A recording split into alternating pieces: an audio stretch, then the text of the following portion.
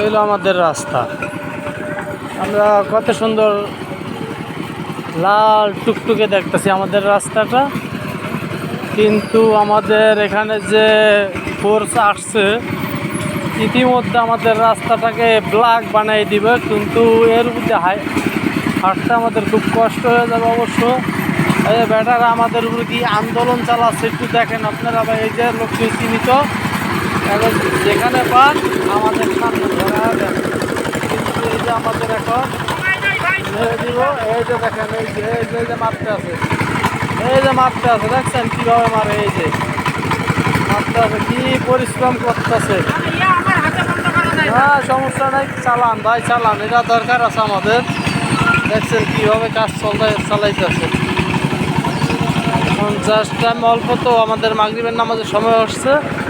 আমরা এখন নামাজে চলে যাবো ইনশাল্লাহ, তারপর আমরা আমাদের কাজ করবো। আল্লাহ হাফেজ।